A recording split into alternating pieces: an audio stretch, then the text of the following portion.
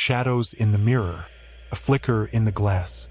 I first saw the eerie silhouette in my antique mirror on a crisp October evening. One of those nights when the wind rattles the windows and the moonlight seems sharper than usual. I had been on vacation for a week, spending my free time in the old family home I'd recently inherited from my grandmother. At that moment, I was seated at my bedroom vanity, brushing my hair in slow, lazy strokes, when a sudden flicker made me pause. My reflection looked normal at first. My dark hair spilling over my shoulders, my face a little tired but calm. Yet, behind me, I caught the briefest hint of a shadow, as if someone stood a step away. I whipped around, heart pounding like a drum. Of course, there was nobody there. The bedroom door was shut tight. The only movement came from the curtains rustling in the night breeze. Telling myself it was just fatigue playing tricks, I turned back to the mirror. But the angle of the lamp illuminated the back wall differently now, revealing no silhouette.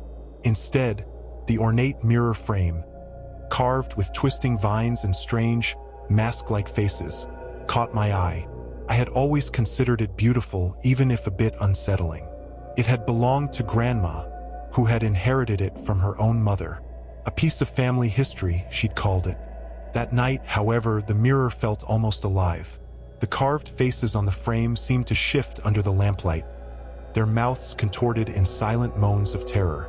An inexplicable chill rattled my spine. I pulled a sheet from the linen closet and covered the glass. I felt foolish, like a kid hiding from imagined monsters under a blanket. But that small action brought a flicker of comfort.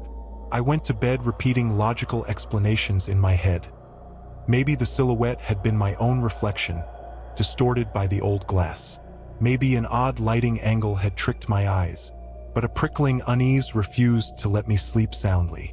Each time I drifted off, I dreamt of the mirror, uncovered, and a figure lurking in the shadows behind my shoulder. I woke repeatedly that night, drenched in sweat, convinced someone was standing at the foot of my bed.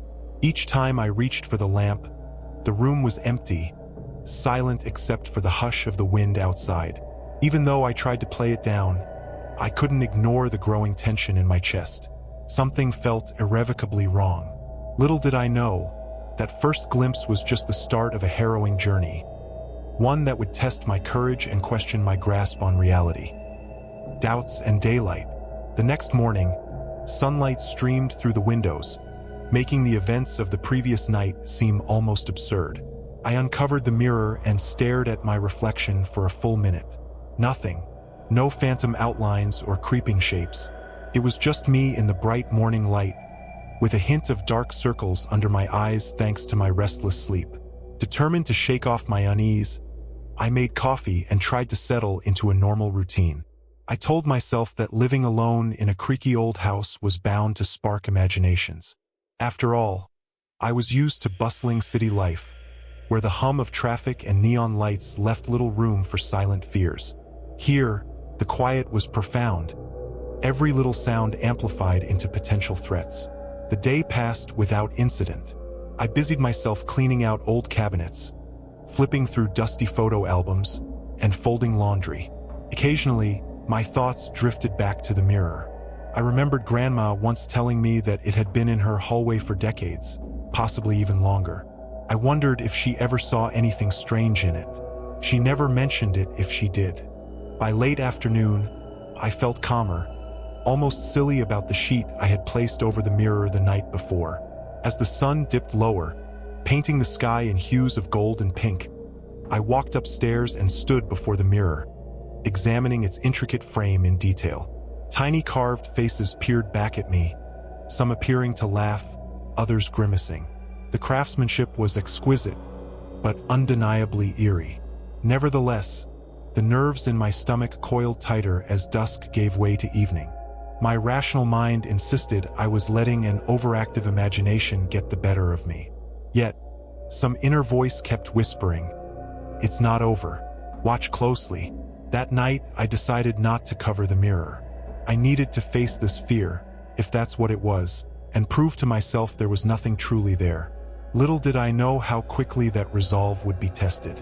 Night terrors. When darkness finally engulfed the house, I felt a familiar anxiety creeping into my veins. Despite my earlier bravado, I found myself wishing I'd covered the mirror again. I tried reading a book, but my eyes kept darting to the vanity across the room. Eventually, sleep overcame me, but it was uneasy at best. I don't know what time it was when I woke with a start, heart hammering. The room was still. The only light came from the moon shining through a gap in the curtains. My eyes locked onto the mirror. My breath caught in my throat. The silhouette had returned, but this time it was more defined. I could see what appeared to be shoulders and a head, all inky black, standing right behind my reflection. A cold sweat drenched my back, and a tingling sensation spread across my arms as if dozens of tiny needles pricked at my skin. I wanted to turn on the lamp, but fear kept me still. A prey animal paralyzed in the presence of a predator. The figure didn't move, yet it felt aware. The longer I stared, the clearer it seemed to become. My pulse whooshed in my ears, and my mouth felt cotton dry.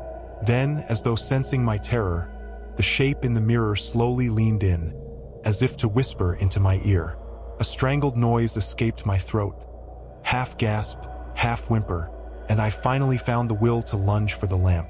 In the pool of warm light, the reflection shattered into normalcy. There was only me, wide-eyed and trembling, with no sign of anything sinister behind me. I sat up for hours, too afraid to close my eyes, expecting to hear footsteps or feel an invisible hand on my shoulder. But nothing else happened until dawn, at least. A legacy uncovered. Exhausted from the night's events, I decided to call my mother the next morning. She had inherited the mirror from Grandma, but she never used it. In fact, she had kept it wrapped up in storage for years before passing it on to me. When I asked about its origins, her voice took on a wary tone. "Well," she began, "your grandmother didn't like to talk about it much. She inherited it from her aunt, who claimed it was a family treasure. But I remember one time, when I was a teenager, I woke up in the middle of the night and heard Grandma arguing with someone on the phone. She mentioned the mirror, said she was afraid of it. But whenever I asked her about it later, she changed the subject. Her words sent a chill through me. Had Grandma known about the mirror's dark potential? Why would she give it to me if she feared it so deeply herself? The conversation left me with more questions than answers. That afternoon, I decided to examine my grandmother's old keepsakes stored in the attic. I rummaged through dusty boxes, stumbling upon a journal that seemed to belong to her. Inside, I found entries describing sleepless nights, frightening dreams, and an unshakable feeling of being watched. She referred to a presence in the house, particularly around that accursed mirror. My heartbeat pounded louder as I read her fearful words. In the journal, she mentioned something called the Westwood Estate, a place she visited as a girl where she first saw the mirror. She wrote about hearing rumors of bizarre deaths and unexplained phenomena tied to accursed-looking glass. My stomach twisted in knots. Could this be the same estate where the mirror's dark story began? Determined to learn more, I made a plan to investigate the Westwood Estate and dig further into my grandmother's history. Whatever haunted that mirror, it seemed to have roots that ran deeper than I ever imagined. A hidden history, spurred by my grandmother's journal. I spent the next few days buried in library archives and scouring old newspaper clippings. Searching for Westwood Estate led me to a series of ominous articles dating back nearly a century. One headline from the 1920s read, "Mysterious Happenings at Westwood. Family claims mirror is haunted." According to the article, the original owners of the estate had suffered a string of bizarre incidents. Inexplicable cold spots in corridors, servants who refused to stay in certain rooms, and multiple family members complaining of seeing a shadow man in a large mirror in the drawing room. The final paragraph mentioned a tragedy. A young child found lifeless near the mirror, cause of death unknown. My throat clenched reading those words, and I had to step out of the library for fresh air. Even the sunlit street outside felt claustrophobic under the weight of this discovery. Had the mirror claimed a life before? Was this the same artifact sitting in my bedroom? Digging deeper, I found references to a traveling collector who purchased various antique mirrors from around Europe, supposedly dabbling in occult practices. Rumor had it he believed certain mirrors could act as gateways, portals through which spirits or darker entities could enter our world. I couldn't confirm if the Westwood mirror was one of his acquisitions, but the timelines hinted strongly it could be. As I left the library, a sense of urgency tugged at me. The figure I'd seen was growing clearer each night. If these accounts were to be believed, it fed on fear and attention, each appearance drawing it closer to crossing over. The notion turned my stomach. If the mirror truly was some kind of gateway, I needed to act fast, before the entity found a way out of the glass entirely.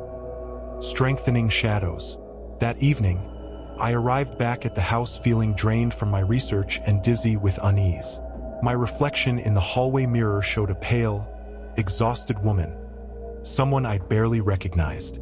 I dreaded sleep, yet the lure of rest was too strong to resist. Shortly after midnight, I was once again yanked awake by a suffocating sense of dread.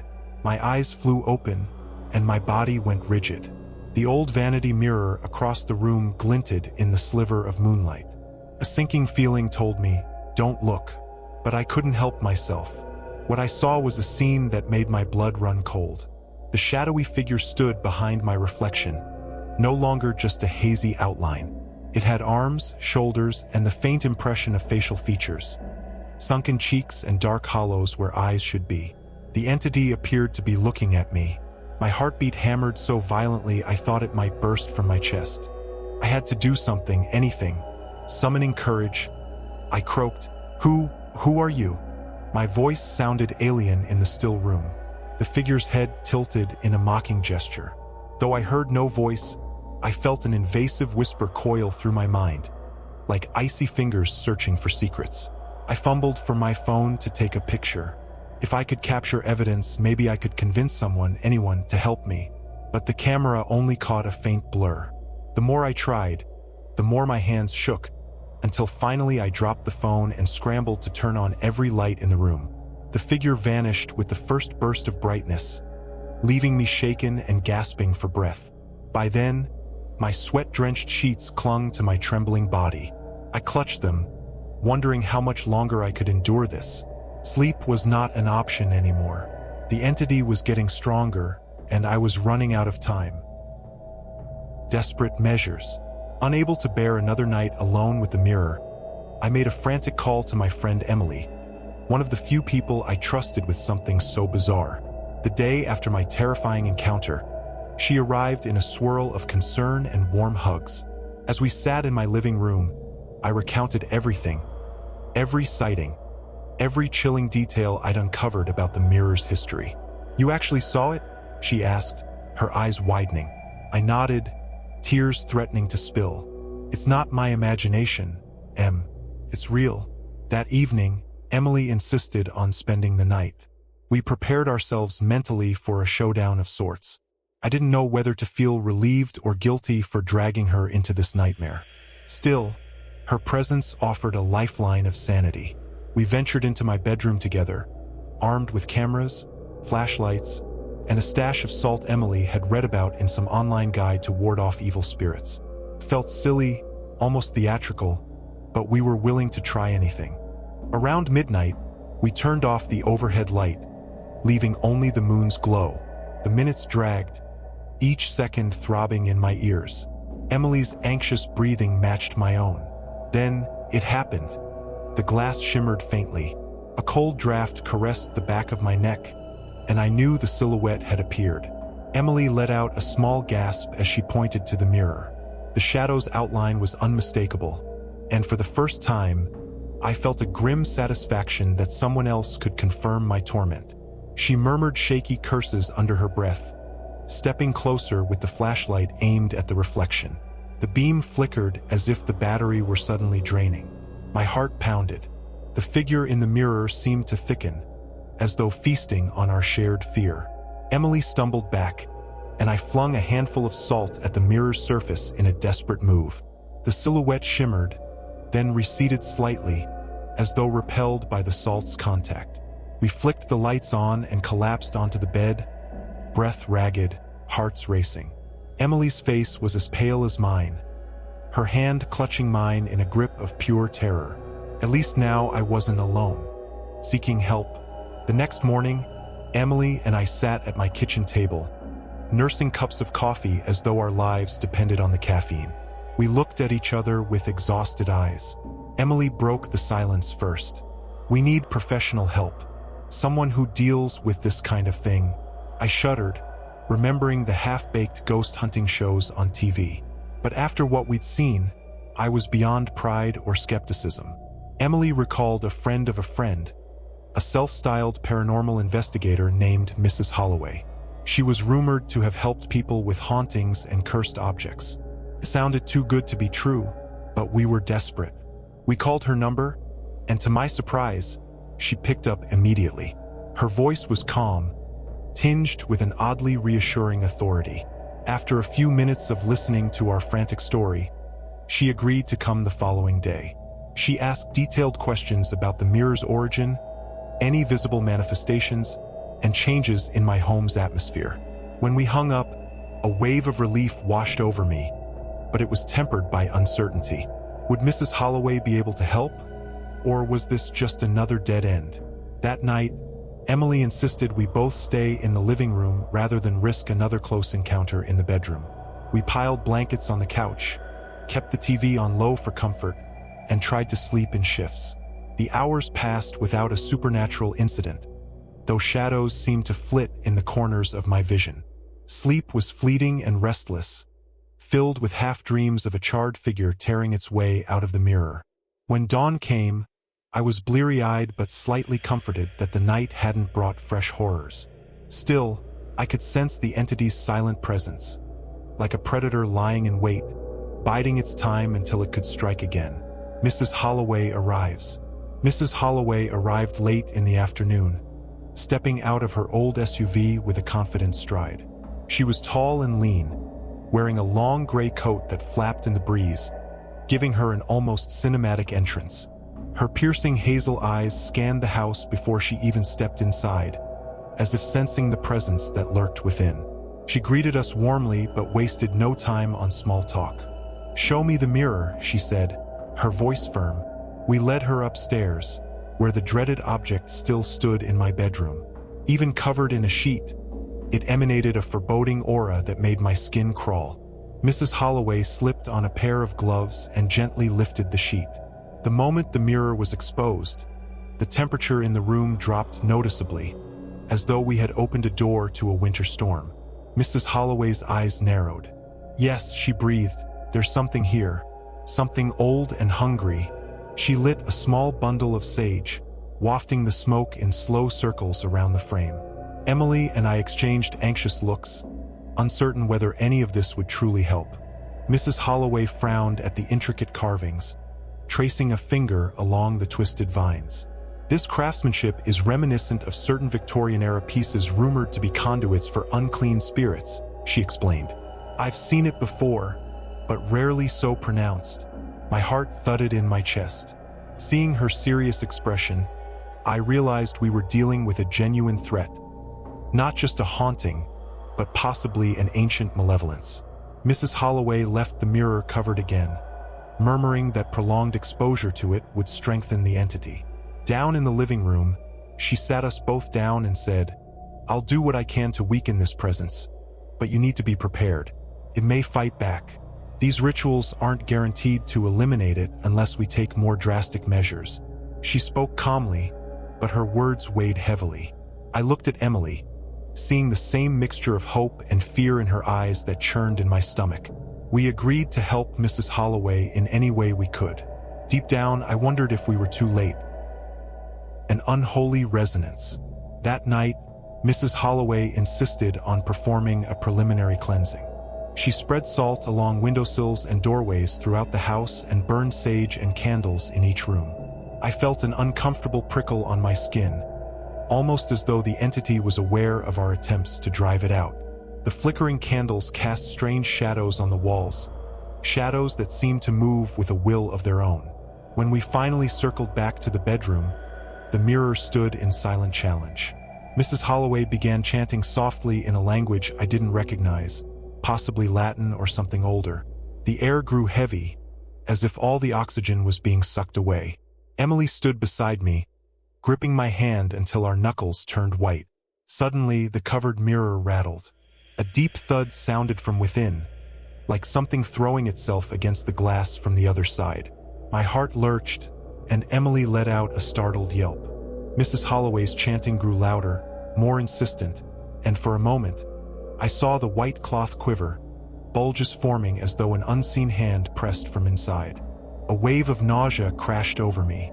The overhead light flickered wildly, plunging the room in and out of semi-darkness. Each time the light stuttered, I glimpsed the shape beneath the cloth twisting in unnatural ways. Emily cried out, "What's happening?"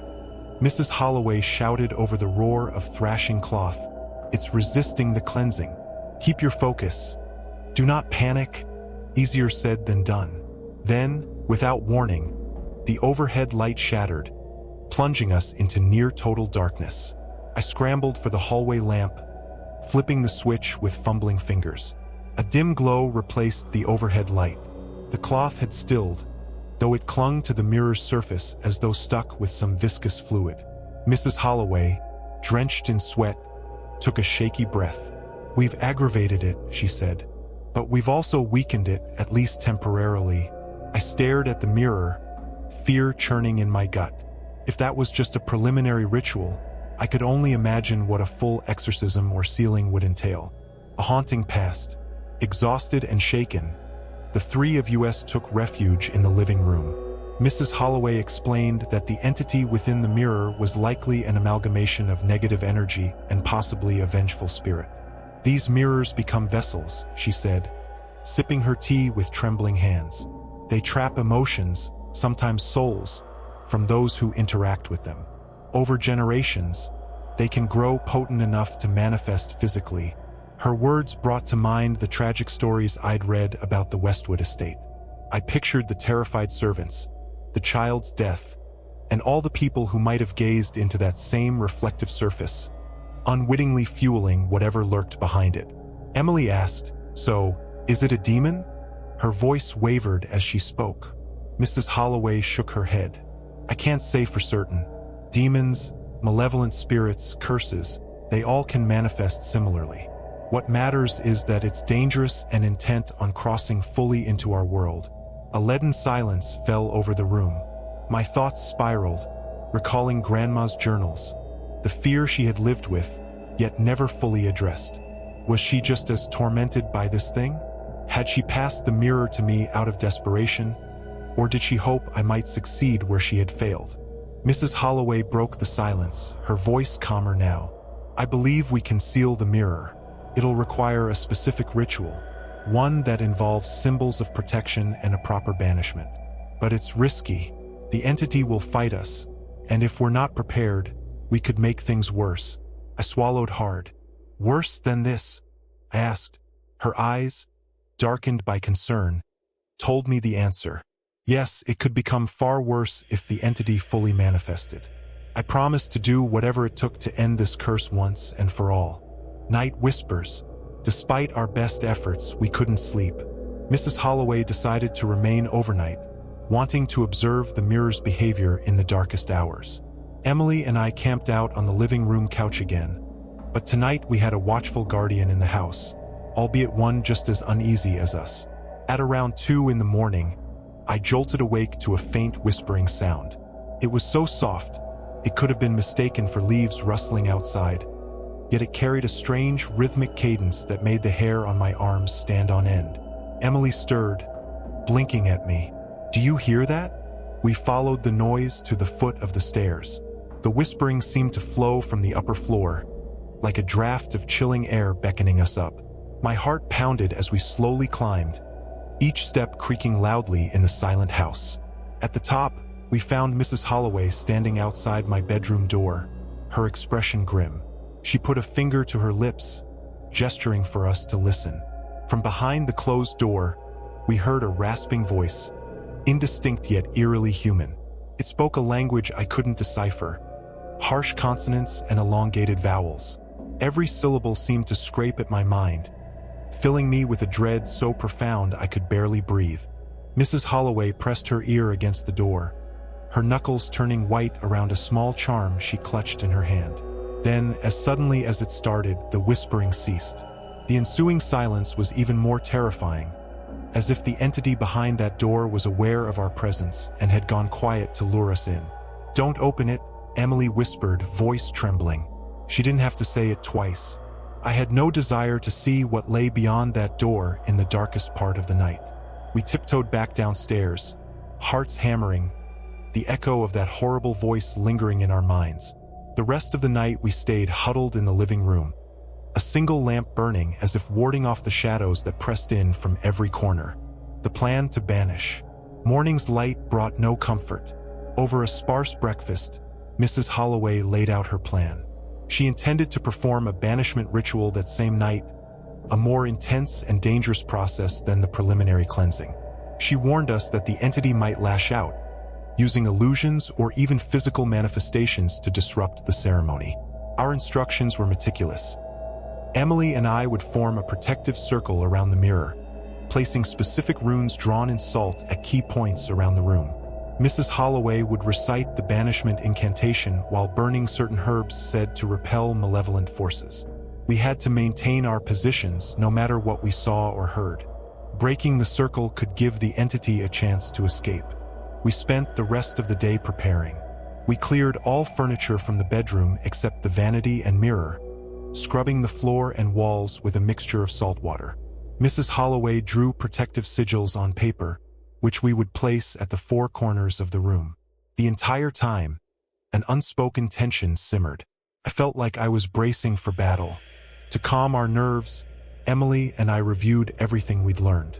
I showed her the old journal pages from Grandma, pointing out references to strange chanting and unseen watchers.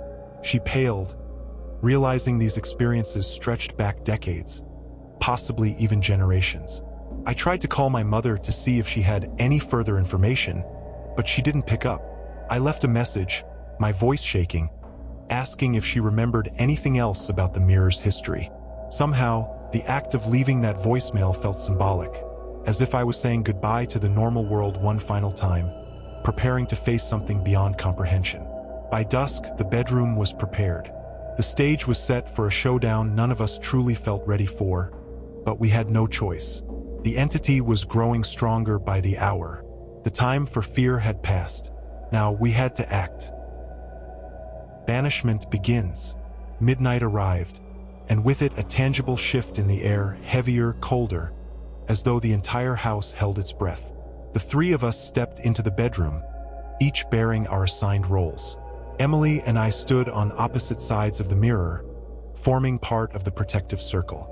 Mrs. Holloway positioned herself directly before the glass, armed with a candle, a bowl of smoldering herbs, and a centuries-old incantation. She began to chant in a measured, resonant voice. The language was unfamiliar and harsh on the ears, but the conviction in her tone carried a potent energy. The candle flame wavered violently, flickering as though caught in a powerful gust of wind, though no breeze stirred. Then the mirror began to vibrate. The vanity table rattled, the carving on its frame seeming to move of its own accord. I glanced at Emily, who looked as terrified as I felt, but we both held our ground.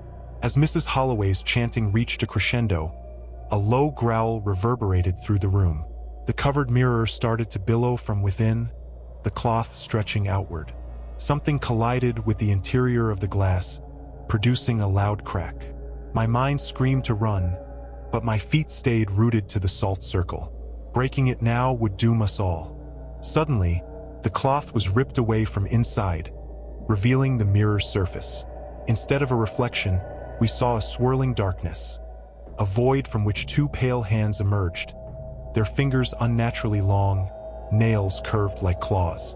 Emily whimpered, tears glistening in her eyes, but she stayed in place, sprinkling salt around her in a steady line. A throaty, inhuman roar tore through the room, rattling the windows.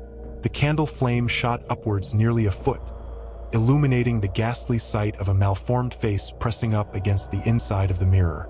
Its jaw hung open in a silent shriek, eyes hollow and endless. My knees threatened to buckle, yet I somehow found the will to remain still. Mrs. Holloway shouted the final words of the incantation. The darkness in the mirror thrashed violently, as if caught in a hurricane. Then came the sound of shattering glass, a bone-rattling crack that made my teeth ache. A glimpse beyond. For a fraction of a second after the mirror cracked, everything seemed to stop. No sound, no movement, just a stillness so profound it was suffocating. Then, like air rushing back into a vacuum, the room exploded in chaos. A gust of icy wind knocked us backward, scattering the salt and extinguishing the candle's flame.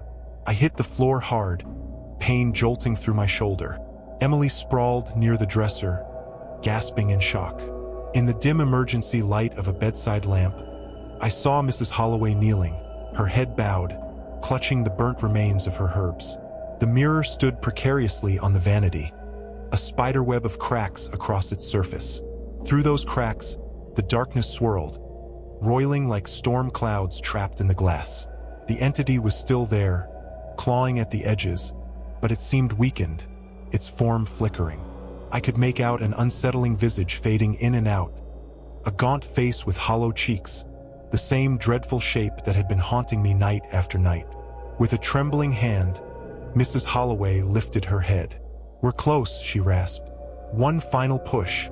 Emily and I exchanged a glance, summoning what courage we had left. We scrambled back to our positions in the salt circle, trying to reform its broken sections with fresh granules. Mrs. Holloway began chanting again, though her voice wavered with exhaustion.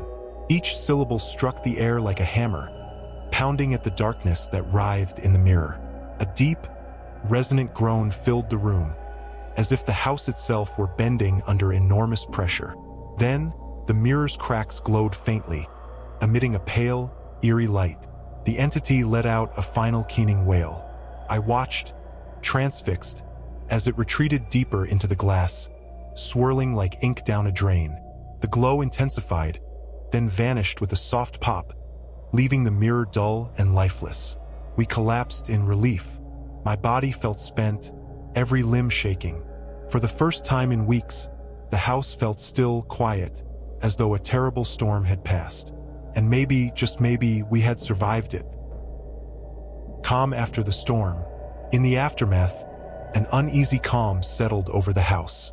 Mrs. Holloway verified that the mirror's energy was significantly diminished, though she cautioned us that fragments or residual echoes could remain. Sometimes, she explained, these entities leave behind traces, like embers in a dying fire. Emily looked at the cracked mirror, its once gleaming surface now marred by fissures that snaked in every direction. "What do we do with it now?" she asked quietly. Mrs. Holloway took a deep breath. "For safety, we should seal it away. Bury it in a place that's been sanctified or at least undisturbed. Some traditions say you should bury a cursed mirror at a crossroads or at the base of a barren tree. The important thing is to ensure no one finds it, or we risk reawakening what lies within." The notion of burying the mirror felt simultaneously final and horrifying, like entombing a dangerous monster. I thought back to the Westwood estate accounts, how the mirror had caused so much torment. Perhaps burying it was the only way to prevent anyone else from suffering this fate. We carefully wrapped the mirror in thick cloth, taping it securely to avoid any shards splintering. The hair on the back of my neck stood up as I touched its cold frame. Even through the cloth, I sensed a faint hum, as though the mirror still held a glimmer of dark power. Emily suggested we wait until daytime to bury the mirror, when the sun was high and we'd have a sense of protection. Mrs. Holloway agreed. None of us relished the idea of digging a grave in the dead of night, with the entity's remnants lurking just a few feet away. Exhausted, we finally managed a few hours of fitful sleep, the mirror locked away in the basement.